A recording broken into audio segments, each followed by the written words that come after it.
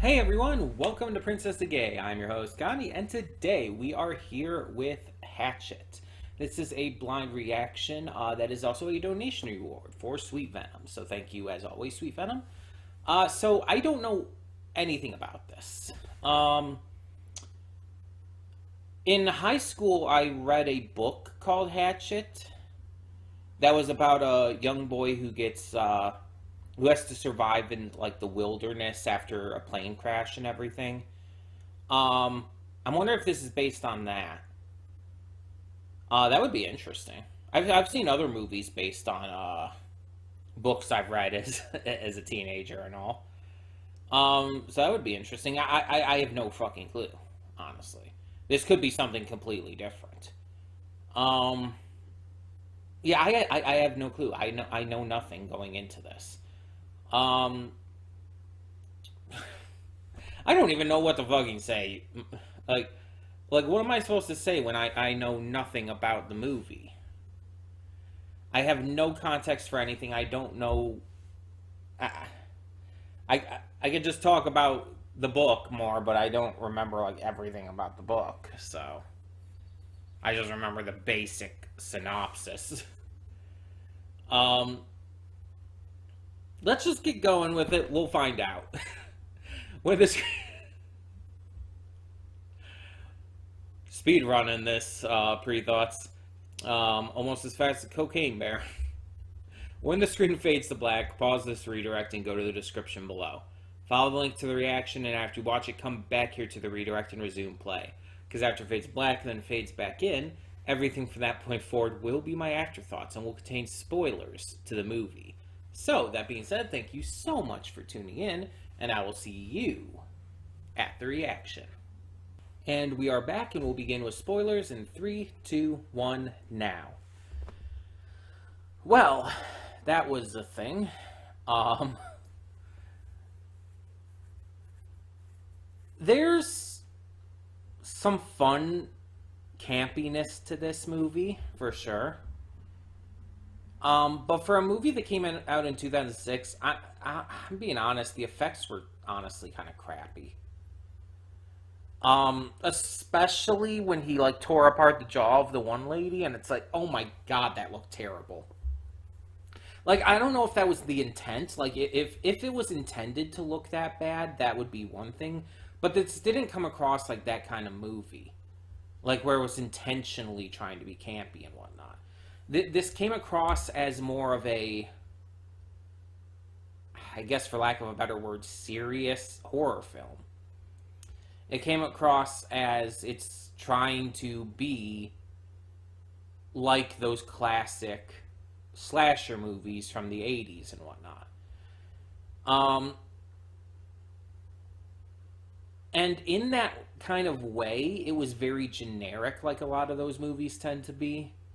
Um, and I know I'm going to get a lot of flack for that probably, but um, yeah, I feel like a lot of those classic slasher movies and all are pretty generic, pretty much the same thing every time, and it's disappointing if I'm being honest.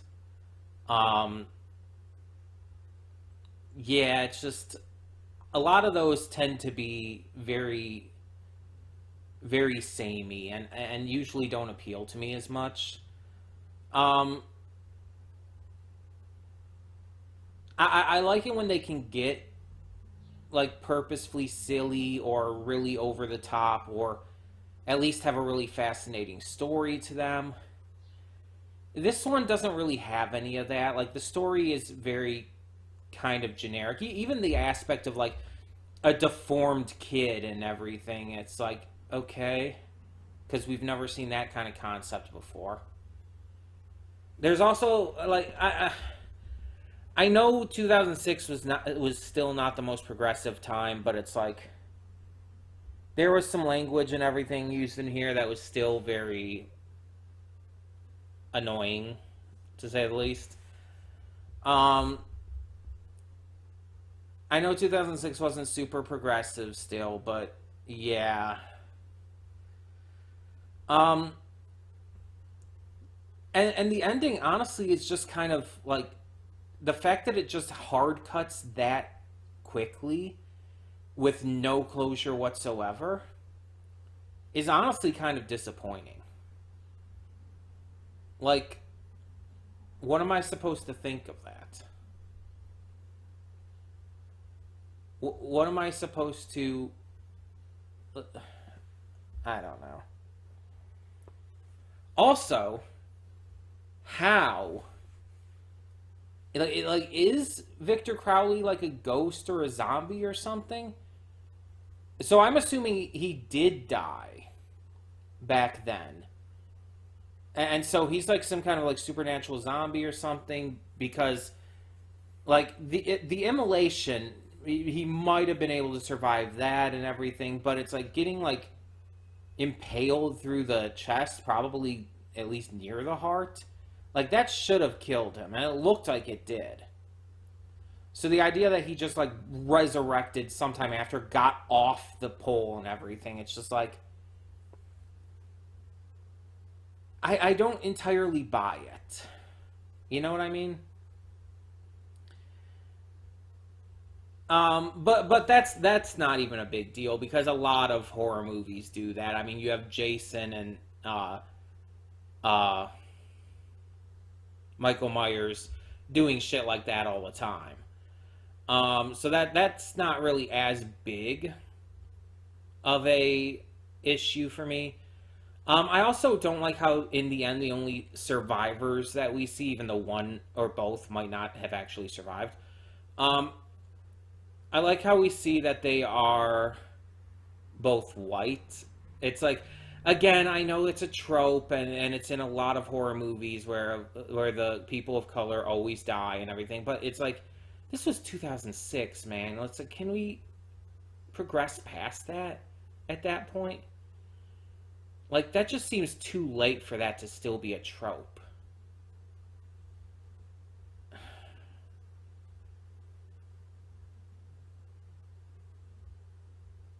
It just feels weird every time it's done.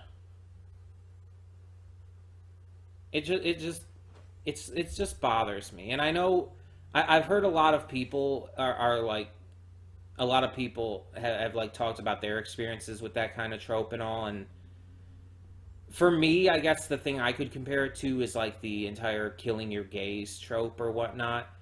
Um, that's something I could more speak to because of my experiences and everything. I'm not a person of color, so I can't speak to that. But it's like it's an experience that I just tend to not like a lot of the times. It like can it be done to in a way that works? Sure, but here it felt like the people of color were token characters, and also you have the girls who are just like idiot bimbo stereotypes. It's like, and it's a, and then you have Mary Beth, who's like the seemingly the most well put together of the group, but then just that completely disappears. Granted, mind you, she found her father and her brother's corpses, and the situation was horrific, yes, but she did not even begin to try and stay together in terms of like how well she was handling the situation. Like I've seen a lot of horror movies where it's like this kind of character is still able to keep it together and act sort of like as a leader type character throughout the film and whatnot, and is able to act as even a voice of reason even when being scared and everything. But it's like she just completely broke. It's like it was like a facade that she had placed on herself, and in reality she's just as much of a sniveling mess as everyone else. Which, again, that can be done well. I just don't feel it was here. Um, and the other characters, like you're looking at these characters. It's like you're gonna die, you're gonna die. It's like these characters really had no staying power at all. And yeah, in a lot of these horror movies, again, that's a trope you'll see. Um, you'll see characters who are very clearly just there to die. because they have nothing else to their character. They're so bland, they're so ridiculous, or they're so unlikable that it just makes it clear that they're only there for the express purpose of showing off a cool death scene. Um, for example, the filmer, the director guy in this one, Shapiro. Um, Very clearly, he was just going to be there to die. It's like this scummy dude who is very clearly using these two girls to get off and everything. While I didn't necessarily guess he was going to be pretending to be a director and everything. I thought he like was, but like was just small time and everything.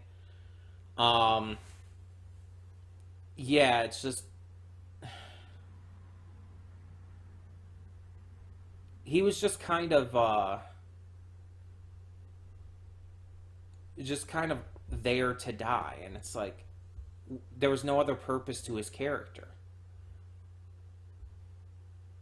The girls, like, that archetype almost always dies.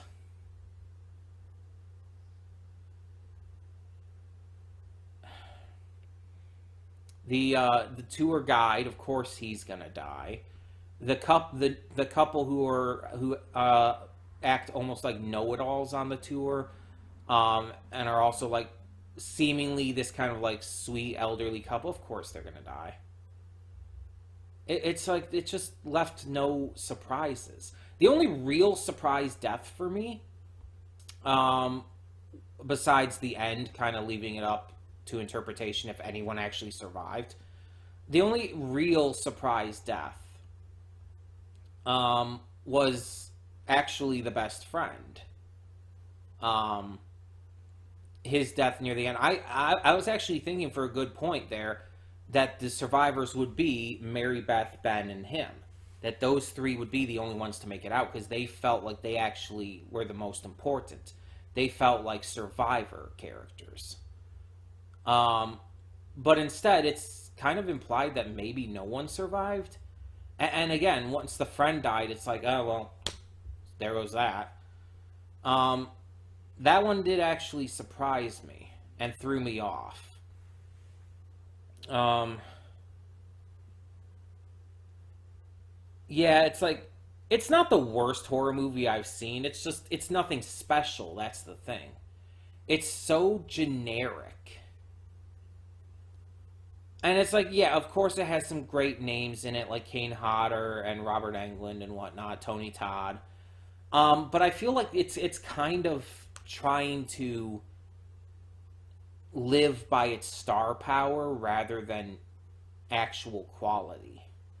Now, there are apparently three more movies in this series.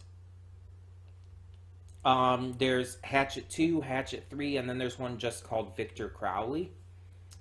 Um, I don't know if they get better or more interesting, but it's like this really didn't impress me all that much, if I'm being honest. Um,